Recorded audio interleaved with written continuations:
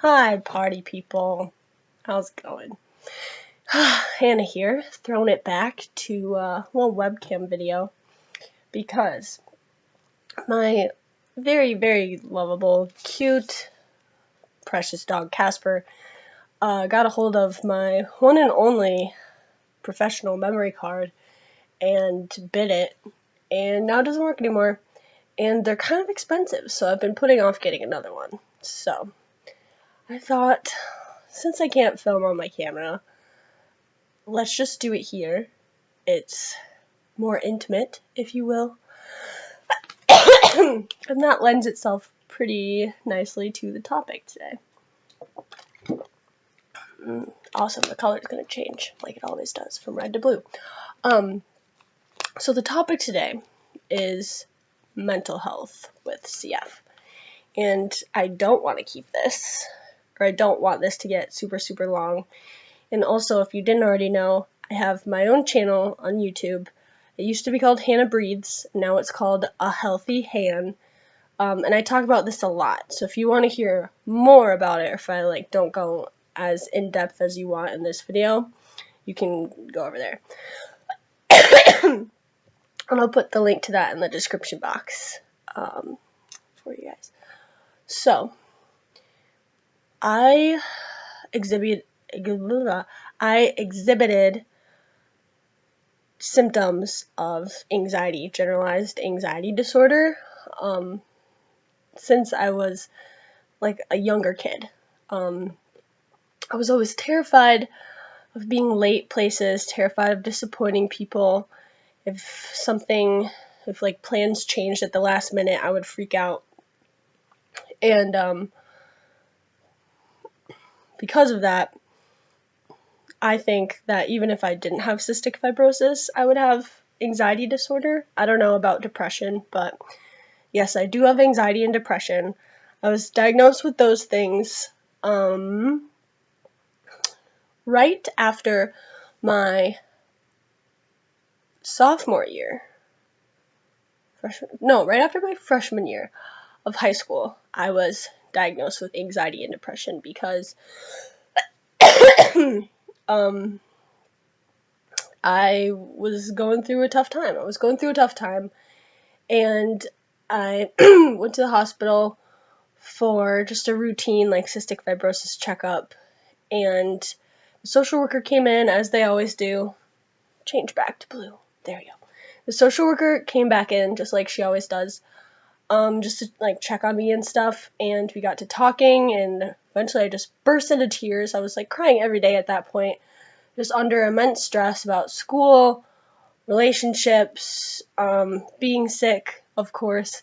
And she was like, something isn't right here. She didn't say that to my face, but from that point on, I was diagnosed with generalized anxiety disorder, because I do have panic attacks sometimes, but mostly it's just I feel anxious all the time, and also depression. And to this day, I really do think that I had at least anxiety disorder, if not depression as well, since early childhood, because while the things I was feeling got more severe,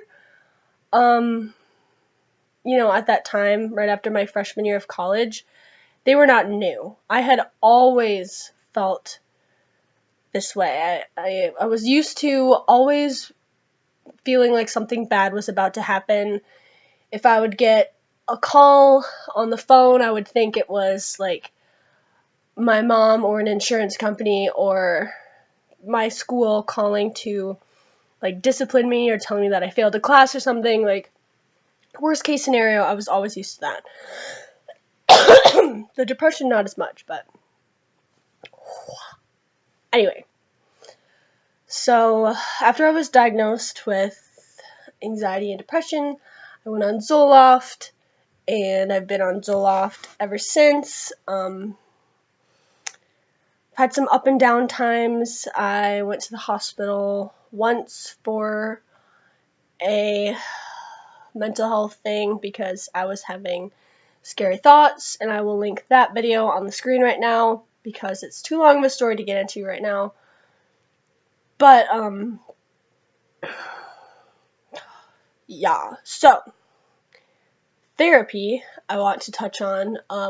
I saw a therapist on and off throughout high school, from the end of my freshman year to graduation, and there would be periods of time where I wouldn't see her, not for any reason, just because I got in the habit of not going. And then I would, and it helped a little, but not a lot. And I feel like I didn't really know what the problem was. So after I was diagnosed in college with my mental health issues, it was recommended to me to see a therapist. And it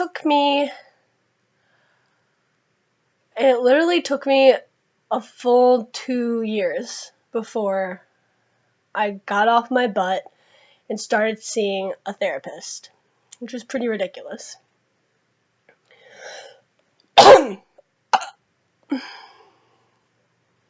Actually, just 1 year.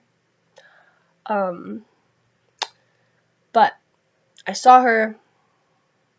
I went online trying to find someone in the area, and I found someone and I gave her a call. She happened to be open, so I went to her planning on, they say you should shop for therapists, so you should go to a few and try them out until you find one that you click with. But the one that I found I clicked with right away, and I've been feeling so much better since I've been going to this therapist. I go to her every week when I'm at school, and I can walk there, and it's honestly fantastic. And I've learned a lot of things, like when you are chronically ill, you have a vastly greater chance of experiencing mental health issues because of feeling like crap all the time and having to internally deal with the issue of your mortality when you're a young person, and wondering if anyone's ever going to love you or want to spend their life with you if you're not going to be able to be around as long as them, and all this kind of crazy crap that we have to think about all the time. And it made me feel less bad about being so nervous and feeling so empty and sad sometimes. Not all the time. I'm an upbeat person, but I have my days, and learning that a lot of that was CF's fault and not mine helped a lot. But other than that, it's just she gives me tips on when I'm feeling panicky, like if it feels like nothing's going right and I'm just hurtling through space and time and I'm totally out of control. She says, put my 2 feet on the ground, whether I'm standing or sitting or lying in bed, just sit up and put my feet on the ground and look at them and just close my eyes and visualize my feet attached to the earth, and then open my eyes and look at it again, and it feels like I'm grounded to something and I'm connected to something. And it might sound super hippy dippy and crazy, but it actually helps a lot. And I went through a lot of crap this year at school that really messed me up, and going to see her helped so much. And it's really good to find a therapist who says that, it's good to ask a potential therapist if they have had patients with chronic health issues before, because if they do, then obviously they're going to have a little more experience, but also they're going to be used to you being sick and not being able to come in to your appointments. So if I miss an appointment because I forget, that's on me. I'm going to have to pay for that. But if I miss an appointment because I'm sick and I can't tell her until an hour before because I just started feeling sick, I don't have to pay for that. We'll reschedule. She understands. She is willing to do phone therapy with me. She's willing to come into the hospital when I'm in there. And generally she just works with me through my illness to help me feel better in any way she can, which is so great. It's probably one of the best things I've done for my mental health, is finding a therapist at college, and I think everyone can benefit from therapy. It's not just dumping your problems on someone and leaving. It's getting tools, techniques, learning about what some of your mental blocks actually are that make you feel crappy. And we can't do that by ourselves, and your friends can't do that for you. You might be able to confide in your friends, but they're not going to be able to diagnose why you're feeling the way you are, because you really do need school to do that. So I think everyone should go to therapy. But other than that, it's kind of my mini mental health story with CS. So I will leave it there. I know that while this video isn't like short, I just kind of rushed through everything. So if you have any questions, or if I wasn't making any sense on something, or if you want me to talk more about something, just go ahead and leave it in the comments of this video, or you can always tweet me or message me on Facebook. All my links are in the description of this video. And I would be glad to do that, because I'm an open book. Mental health is something, I think like 1 in 3 people struggle with mental health. It's just so normal. It's so normal. So, especially when you're sick, like a lot of us are here. So, it's okay to talk about it. And, if you want to talk about it with me, I'll never judge you, because I've been through the same thing. So, just remember that. It takes a lot of strength to be open, and you guys are strong, so you can do it.